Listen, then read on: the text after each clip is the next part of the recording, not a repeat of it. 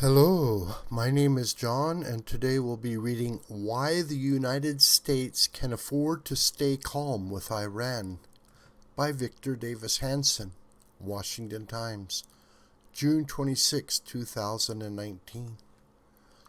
President Trump recently ordered and then called off a retaliatory strike against Iran for destroying a U.S. surveillance drone. The United States asserts that the drone was operating in international space. Iran claims it was in Iranian airspace. Anti-war critics of Mr. Trump's Jacksonian rhetoric turned on a dime to blast him as a weak, vacillating leader afraid to call Iran to account. Trump supporters countered that the president had shown Iran a final gesture of patience and cleared the way for a stronger retaliation should Iran foolishly interpret his one-time forbearance as weakness to be exploited rather than as magnanimity to be reciprocated. The charge of Mr. Trump being an appeaser was strange coming from leftist critics, especially given Mr. Trump's past readiness to bomb Syrian President Bashar al-Assad for allegedly using chemical weapons, his willingness to destroy ISIS through enhanced airstrikes, and his liberation of American forces in Afghanistan from prior confining rules of engagement. The truth is that Iran and the United States are now engaged in a great chess match, but the stakes are not those of intellectual gymnastics. The game is no game, but involves the lives and possible deaths of thousands. The latest American-Iranian standoff is not like that of 1979 to 1981, when theocratic revolutionaries removed the Shah, stormed the U.S. embassy in Tehran, and took American hostages for 444 days and humiliated America. Iran fears there are now no such American liabilities.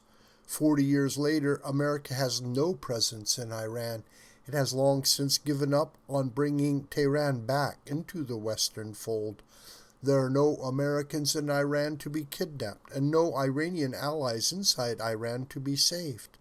Iran has no leverage over the United States, at least not as it did in 1979. Nor is the current confrontation reminiscent of the 2003 to 2011 tensions in the region. The United States is not fighting a ground war in the Middle East, much less one on the border of Iran. The United States no longer believes in nation-building the autocratic Middle East into Western-style democracies. American troops are not in jeopardy from Iranian ground attacks. Americans have no financial or psychological capital invested in liberalizing Iraq, much less Iran and its environs. Nor is the situation like the chronic Iranian tensions of the last 40 years, in which an oil-dependent United States feared Iran closing the Strait of Hormuz, or the sudden cutoff of imported oil, ensuring Nixon-era gas lines. America is now the largest producer of gas and oil in the world, soon to be the largest exporter as well. The U.S. economy is booming. Iran's is imploding. The economies of China, Japan, and Europe depend on the free flow of Middle Eastern oil, but China is currently in a trade war of nerves with the United States, and appeasing Europe doesn't have the desire to help ramp up sanctions on Iran to prevent its nuclearization, nor is it eager to accede to U.S. entreaties to increase defense spending and enhance the NATO alliance.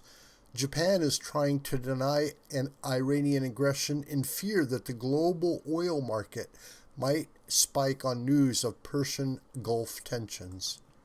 In other words, both allies and enemies expect the United States to ensure that their shipping and their oil are safe.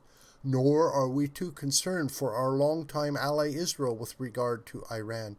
An impoverished Iran is bereft of allies and remains an international pariah, desperate to sell its embargoed oil to any rogue autocracy shameless enough to buy it.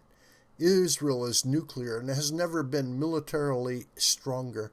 It is now self-sufficient in oil and gas.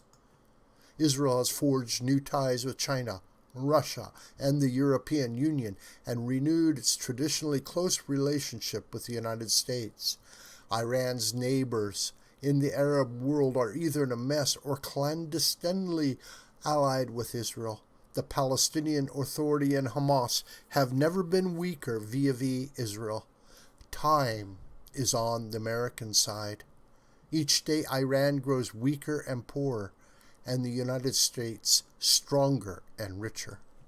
Iran's only hope is to draw the Trump administration into a messy Iraq-like ground war, or at worst a Balkan-style months-long bombing campaign with plenty of CNN footage of civilian collateral damage. How then can the United States deter Iranian escalation without getting into an unpopular war before the heated 2020 election? It merely needs to persist in the present standoff, ramp up the sanctions even tighter, and ignore pathetic Iranian attacks on foreign ships.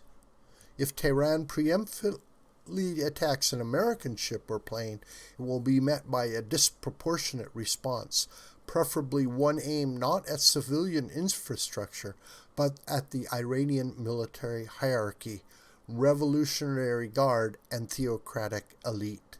Otherwise, the Trump administration can sit back and monitor Iran's international ostracism and economic isolation while remaining unpredictable and enigmatic, ready to hit back hard at any attack on the Americans, but without being suckered into an optional war with Iran in the perennial Middle East quagmire. This video is a production of the School of the White Crane. Hi, my name is John Brooker. Please subscribe to this YouTube channel, and please share this video with family and friends and on social media. May God richly bless you, my beloved.